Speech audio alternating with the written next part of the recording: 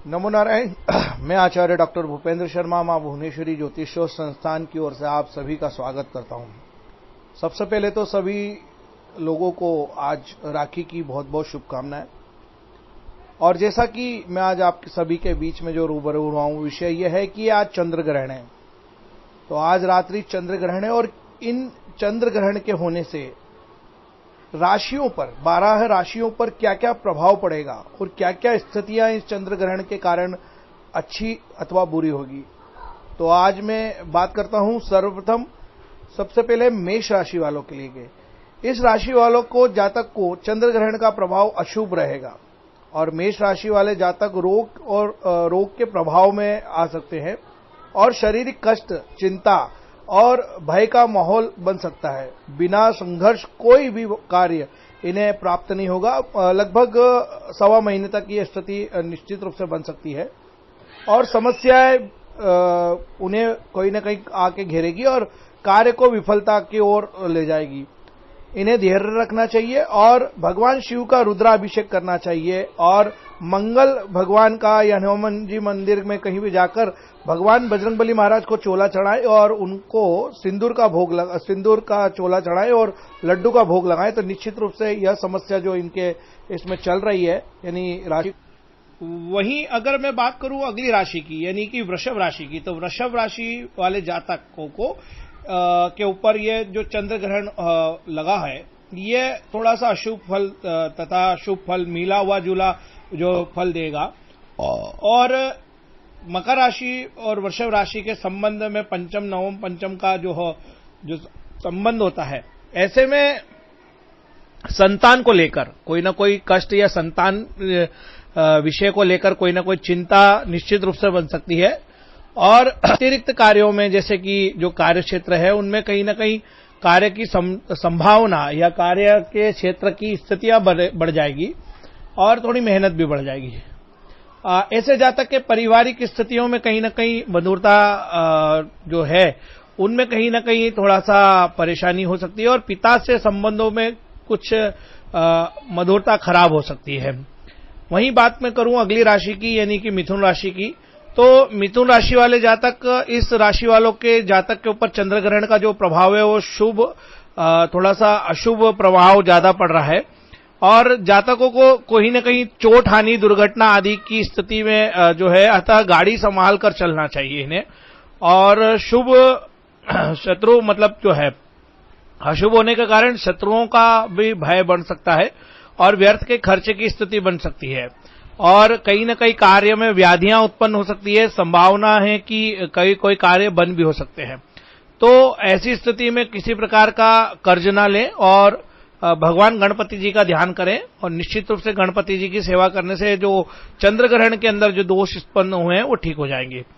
मैं अगली बात करूंगा कर्क राशि की। कर्क राशि वाले जो जातक है इनके लिए जो चंद्रमा, क्योंकि चंद्रमा इनकी स्वराशि होता है, मतलब चंद्रमा जो है वो इनकी राशि का स्वामी है, तो निश्चित रूप से चंद्रमा वाले जो जातक है उनके लिए कहीं न कहीं चंद्रमा जो है, चंद्र का ग्रहण जो है कहीं न कहीं अच्छा फल नहीं देगा और कहीं न कारण जो है पति पत्नी के बीच में आपसी संबंधों की मधुरता खराब करेगा, कहीं न कहीं विश्वास मत को खराब करेगा और अकारण से शक की स्थिति को उत्पन्न करेगा। यानी कहीं न कहीं पारिवारिक माहौल और पारिवारिक स्थितियों में कष्ट उत्पन्न करेगा और शारीरिक स्थितियों को भी कहीं न कहीं उभरने नहीं देगा, मतलब ठीक नहीं होने देगा। यद्यपि अगर किसी का शिक्षा का समय चल रहा है तो निश्चित रूप से उनकी शिक्षा का समय थोड़ा सा डिस्टर्ब हो सकता है। थोड़ा सा समझा जाए तो समझदारी से काम लेना चाहिए और व्यापार में अगर पार्टनरशिप वगैरह कर रखी है तो निश्चित रूप से पार्टनरशिप को लेकर अपने अच्छे फैसले करें और बहुत सोच समझ के कार्य करें। किसी प्रकार का तनाव न बढ़ने दें और चंद्रमा यदि खराब है तो भगवान शिव का रुद्राभिषेक करें और चंद्र ग्रहण के उपरांत यानी जो सोमवार हो उस दिन शिव जी का दूध से अभिषेक करें और चंद्रमा के जप करवा लीजिए। तो निश्चित रूप से इनकी पत्रिका में जो भी मतलब चंद्र ग्रहण का प्रभाव और जीवन में आने वाला है वो ठीक हो जाएगा। वहीं मैं बात करूंगा सिंह राशि वालों के। सिंह वाले जातक वालों के लिए चंद्र ग्रहण थोड़ा अशुभ प्रभाव ही देगा और चंद्र मकर राशि में घटित होने के कारण यहाँ पर राशि से मकर राशि से जो है षष्ठेश होता है। तो यानी स्थान से षष्ठम भाव में होता है, तो जातक के लिए जो है यहाँ पर थोड़ा सा परेशानी का कारण बना हुआ है, यानी रोग, ऋण, कर्ज आदि की स्थिति को बन पाएगा। और अगर देखा जाए तो यहाँ पर जो है किंचित कहीं ना कहीं किसी न किसी प्रकार की यात्राओं को विफल करने की स्थिति में यहाँ पर बना हुआ है, और कार्य भी कहीं न कहीं अस्थिरता की तरफ जाएंगे। यानी कुल मिला के यहाँ पर समस्या है, अशुभ है। और इसके लिए भगवान नारायण का कोई सत्यनारायण की कथा कराए, या सत्यनारायण भगवान का कोई, नारायण का कोई ना कोई पूजन पाठ या जप कराए, तो निश्चित रूप से इनके ग्रहण के बाद जो प्रभाव खराब होने वाले हैं वो ठीक होने लग जाएंगे। अगली बात करूंगा मैं कन्या राशि की। तो कन्या राशि वाले जातकों के लिए ऊपर चंद्र ग्रहण का प्रभाव भी थोड़ा अशुभ है और थोड़ा शुभ है। मतलब देखा जाए तो यह मिला जुला है, आधा शुभ आधा अशुभ, लेकिन शुभता की स्थिति को थोड़ा सा बढ़ते हुए देख रहा हूं। यहां पर मकर राशि के अंदर देखा जाए तो नवम पंचम का जो है संबंध होता है, तो ये कहीं न कहीं भाग्य की प्रबलता को थोड़ा सा रोकता है, और संतान की शिक्षा या संतान के पक्ष को लेकर थोड़ा चिंता बढ़ा सकता है। वहीं अगर मैं बात करूं तो यह मानसिक तनाव को बढ़ाता है, पिता के स्वभाव में या पिता के साथ संबंधों की मधुरता को खराब करता है। यानी कहीं न कहीं पारिवारिक अलगाव की स्थिति या पारिवारिक मन मुटावे की स्थितियां बन पाता है, और धन की लाभ तो देता है निश्चित रूप से, लेकिन ऐसे जातकों को निश्चित रूप से गणपति जी की सेवा करना चाहिए, और चंद्रमौली गणपति जी का, यानी कि चंद्रमा और गणपति का मिलकर जो है अनुष्ठान या पूजन या जप करना चाहिए, निश्चित रूप से इनको फल मिलेगा। वहीं मैं अगली राशि की बात करूं तो तुला राशि की। तो तुला राशि वालों के लिए, जातकों के लिए यह समय जो चंद्र ग्रहण है, यह इनकी भागदौड़ता की अधिकता बना देगा, यानी कि इनकी जो कार्य क्षमता है उनमें और भी अधिक स्थितियां बढ़ा देगा, और फल की स्थिति भी अच्छे लाएगी। यहां पर क्योंकि चतुर्थ दशम का संबंध हो जाता है, ऐसे इस कारणों से शुभता इसमें निश्चित बनती है, पर ऊपरी खर्च या व्यर्थ के खर्च अधिक बढ़ सकते हैं। आमदनी के स्तर के साथ साथ खर्च के स्तर भी बढ़ेंगे, और पारिवारिक में भी वृद्धि, मेहमानों की स्थिति या फिर किसी यात्रा के ऊपर खर्च की स्थिति, या घर में कोई वस्तु लाने के लिए खर्च हो जाएगा, यानी पॉकेट मनी कहीं ना कहीं डिस्टर्ब होने वाली है। तो चंद्र ग्रहण का प्रभाव यहां पर तुला राशि पर अधिक ज्यादा कष्टकारी नहीं है, लेकिन मिला जुला है। मतलब मिला जुला से तो है कहें कि शुभता ज्यादा अधिक है, और इन्हें भी अगर कहीं न कहीं किसी न किसी प्रकार की कष्ट या स्थिति बनती है, तो निश्चित रूप से तुला राशि वालों को चंद्रमा और निश्चित रूप से शुक्र ग्रह के, मतलब शुक्रवार के दिन यदि चंद्रमा यानी शिव जी के मंदिर में जप करें या अभिषेक करें तो निश्चित रूप से लाभ मिलेगा। दही और दूध दोनों भगवान शिव से अभिषेक करें, शिव का अभिषेक करें तो ज्यादा अच्छा रहेगा। अगली राशि की बात करूंगा मैं वृश्चिक राशि की। वृश्चिक राशि वाले जातकों के लिए यह ग्रहण जो है शुभ प्रदान करता है, शुभता प्रदान कर रहा है, और यहां कार्य की प्रगति निश्चित रूप से होने वाली है, और शत्रुओं का मृदंग होने वाला है। यानी जो कई समय से वो जिन जिन शत्रुओं से या जिन जिन परेशानियों से वो चल रहे थे उन परेशानियों में कहीं ना कहीं सुधार देखने को दिखाई दे रहे हैं, और किसी न किसी रुके हुए काम की भी जो है बढ़ोतरी दिखाई दे रही है। और आगे अगर बात करूं तो कार्य सिद्ध, किसी प्रकार का कार्य जो है शीघ्रता से पूर्ण हो जाएगा, और पुरुषार्थ भी बढ़ेगा। किसी न किसी धर्म यात्रा, धर्म कर्म के कार्य आदि में इनको अवसर मिलेंगे, और किसी न किसी घर के अंदर किसी बुजुर्गों का आशीष बढ़ेगा, और कहीं न कहीं ऐसी स्थिति में धन की आवक की स्थिति भी बनेगी निश्चित रूप से। लेकिन थोड़ा मन उच्चाटित रहेगा। ऐसे जातकों को अधिक समुद्र का स्नान नहीं करना चाहिए, जलों का स्नान नहीं करना चाहिए, नदियों का स्नान नहीं करना चाहिए।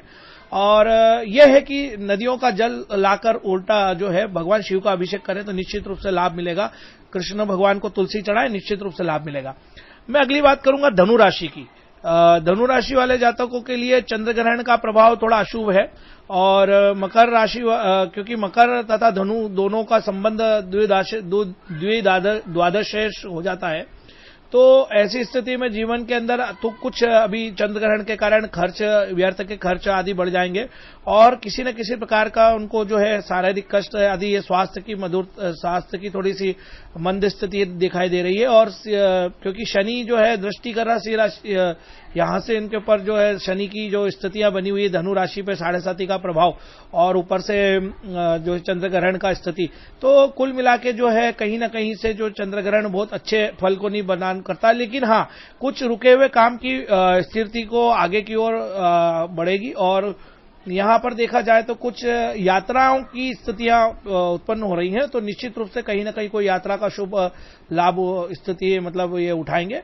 और अगली राशि की बात करूं तो मकर राशि वाले जातक को चंद्र ग्रहण का विशेष रूप से देखा जाए तो अशुभ फल मिल रहा है, यानी कष्टकारी स्थिति है, शारीरिक कष्ट, इनके इसमें चोट हानि की स्थिति बन रही है, क्योंकि ये जो चंद्र ग्रहण बन रहा है ये मकर राशि में ही हो रहा है। तो मकर राशि वाले जातकों के लिए चंद्र ग्रहण स्वतः ही खराब ही होगा और इस राशि वालों के लिए बचकर रहना चाहिए, किसी से कर्जा नहीं लेना चाहिए, किसी से विवाद नहीं करना चाहिए और वर्तमान में अभी 1.25 महीने तक किसी भी प्रकार के कार्य क्षेत्र को बदलना नहीं चाहिए, नौकरी आदि में परिवर्तन नहीं करना चाहिए और किसी भी ऐसी यात्रा जो शुभ फलदायक यात्राओं को अगर हो सके तो टालें, तो कि वो यात्रा का विफलता स्थिति उनके सामने ना हो और किसी प्रकार के लेन देन से मतलब मूलतः से किसी न किसी प्रकार के लेन देन से ये बचे तो बहुत अच्छा रहेगा। और क्योंकि मकर राशि वालों की जो स्थितियां हैं उसमें इतना ही कहूंगा कि मकर राशि वाले अगर किसी भी स्थान पर जाकर, यदि अगर किसी धर्म स्थान पर जाकर अगर अगली पूर्णिमा पे यानी इस पूर्णिमा के पश्चात अगली पूर्णिमा पे स्नान करें या फिर किसी भी सोमवार के दिन स्नान करें और वो जल जो है शुद्ध जल किसी भी भगवान शिव को चढ़ाएं और दूध चढ़ाएं, निश्चित रूप से उनके ऊपर समस्याएं का निदान होगा। और भोजन में एक बार खीर खा ले में भगवान को चढ़ाकर, तो निश्चित रूप से उनको अच्छे लाभ मिलेंगे। मैं अगली राशि की बात करूंगा कुंभ राशि की। कुंभ राशि वाले जातकों के ऊपर चंद्र ग्रहण का अशुभ प्रभाव और शुभ प्रभाव दोनों मिला जुला स्थिति दिखाई दे रही है। धन की कोई ना कोई समस्या और इसमें प्रतिष्ठा को कहीं ना कहीं थोड़ा सा दिखाई दे रहा है खराबी की स्थिति में। किसी भी प्रकार की जिद या किसी प्रकार का वाद विवाद न करें, क्योंकि ये चंद्र ग्रहण के बाद में कहीं ना कहीं स्थितियां मन की विचलितताओं को पैदा करेगा, असंतुष्टि का भाव या शक की स्थितियों को पैदा करेगा। तो कुंभ राशि वालों को जातकों को विचारों में शुद्धता लाना चाहिए और किसी न किसी जप या किसी न किसी भगवान का जो है विशेषकर भागवत कथा या किसी न किसी धार्मिक ग्रंथों का अध्ययन करना चाहिए और विचारों में जितनी अच्छी स्थिति रहेगी उतना अच्छा रहेगा। किसी प्रकार का व्यर्थ खर्च ना करें, क्योंकि आने वाले चंद्र ग्रहण के कुछ समय के बाद यानी 1.25 महीने 1.5 महीने के समथिंग में इन्हें थोड़ी आर्थिक स्थिति की परेशानी आ सकती है, तो इसलिए धन को थोड़ा बचा के रखें और अपने आप को थोड़े अच्छे वातावरण में रखें, धार्मिक वातावरण में रखें, तो निश्चित रूप से अच्छे फल प्राप्त होंगे। और रुद्राक्ष और मक्खन मिश्री, रुद्राक्ष शिव जी को चढ़ाएं और मक्खन मिश्री श्री कान्हा जी को चढ़ाएं, निश्चित रूप से कुंभ राशि वालों को किसी प्रकार की परेशानी नहीं होगी। मैं अंतिम राशि की बात करूंगा मीन राशि की। मीन राशि वाले जातकों को चंद्र ग्रहण का जो प्रभाव है वो शुभ प्रभाव हो रहा है। धन धान्य से मतलब वृद्धि होगी निश्चित रूप से और पारिवारिक सुख की स्थिति बनेगी। किसी न किसी प्रकार की यात्राएं, बहुत शुभ यात्राएं, इनको शुभकारी यात्राओं का लाभ मिलने वाला है और कोई ना कोई कार्य क्षेत्र की बढ़ोतरी और विस्तार की स्थितियां दिखाई पड़ रही है। अपने कार्य क्षेत्र में और अपनी मेहनत में उसका अच्छा फल प्राप्त होगा और भाग्य की प्रबलता भी बनेगी और किसी न किसी नए काम की शुरुआत निश्चित रूप से होने वाली है। तो ये रही 12 राशियों के ऊपर जो चंद्र ग्रहण का जो प्रभाव है वो कैसा रहेगा, ये एक छोटी सी विवेचना मैंने आपके सबके सामने करी। फिर भी चंद्र ग्रहण एक प्रकार का ग्रहण है और ग्रहण के प्रभाव कहीं ना कहीं अशुद्ध रहते हैं, इसलिए ग्रहण के उपरांत आप घर में सूतक और ग्रहण शांति के लिए घर में पवित्र जल छीटें, घर को शुद्ध करें और किसी भी मंदिर में जाकर दर्शन करें और यथाशक्ति दक्षिणा आदि छोड़ें। अपने ऊपर से अगर हो सके तो उल्टा नारियल एंटी क्लॉकवाइज, हर व्यक्ति जो भी जिसे भी लगता है कि ग्रहण का कुप्रभाव ना आए तो व्यक्ति अपने ऊपर से एक सूखा नारियल ले लें और उसके 7 बार एंटी क्लॉकवाइज उतारकर पानी में जल में विसर्जन करते हो और एक थोड़ा सा दूध 125 ग्राम दूध इतना जो है जल में विसर्जन करते हैं, निश्चित रूप से उनके ऊपर जो भी चंद्रग्रहण का कुप्रभाव बनने वाला है वो ठीक होगा। और किसी भी भगवान के मंदिर में अपना मत्था टेके, यथाशक्ति दक्षिणा छोड़े तो उनके इसमें अच्छे ही फल प्राप्त होंगे। मैं आचार्य भूपेंद्र शर्मा आप सभी को राखी की पुनः शुभकामना देता हूं और अगली बार फिर आपसे भेंट करता हूं। नमो नारायण, जय श्री राम।